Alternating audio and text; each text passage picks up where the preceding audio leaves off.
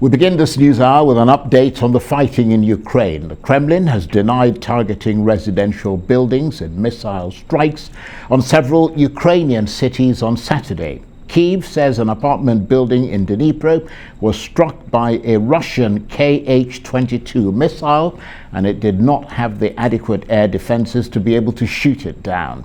The number of dead from the strike has now risen to 40. More than 30 civilians are still missing. We can now speak to the Eastern European Affairs analyst, Dr.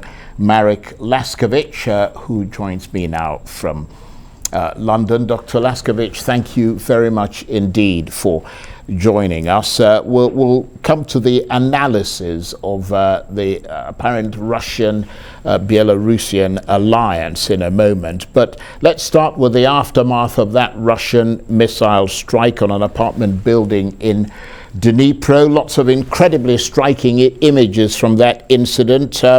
What's your sense of the reason behind that attack? Well, in my opinion, it's simply one more missile attack designed to try and soften up the Ukrainians. There have been other missile attacks which have been just as bad, and there'll be presumably others in the near future just as bad too. And we're also hearing about these joint military maneuvers between Russia and Ukraine's northern neighbor, Belarus, leading to fears that there could be new attacks from Russian forces from the north. Do you think those fears are justified? Oh, yes, certainly. The attack from the north hinges upon whether or not Belarus will actually join in. What I mean by that is, as a launch pad, this is Russia has used Belarus in that respect before, but it is most unlikely that by Russia by herself will simply use Belarus again. More likely, they will seek to invade with Belarus, if only for three reasons. First of all, it will show that Russia is not by herself; she's not a pariah state. Secondly, it will be a very, very useful bolster for Russia in terms of troops and armor. And the third one is that Russia will, in this respect, possibly win more, and therefore it will be another feather in their caps after the recent victory. So therefore, it is very possible. Unfortunately, we're not privy, of course, to information, but the maneuvers that they're carrying out do imply that this is certainly on the cards. I would personally put it as high as 50-50. And that news from the UK, Dr. Laskiewicz, where you are, an announcement of tanks being sent to Ukraine to bolster their war effort. What sense do you get of how much difference that's going to make? I'm afraid it does make a difference.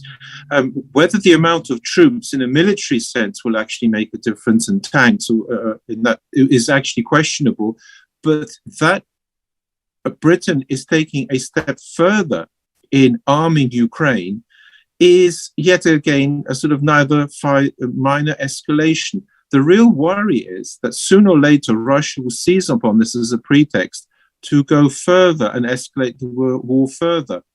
In terms of war, in terms of legality also, it's quite clear that there is a problem. You have to justify attacks, and that in Britain, in supplying tanks, has certainly, in a sense, given Russia a further pretext. Whether the Russians will use it, I don't know.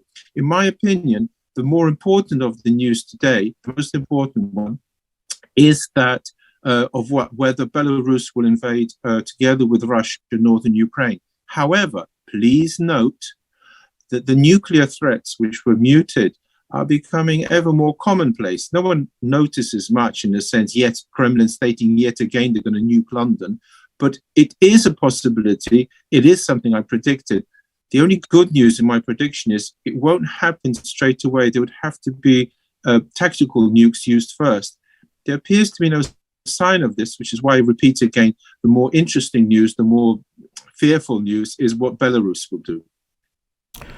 Okay, Dr.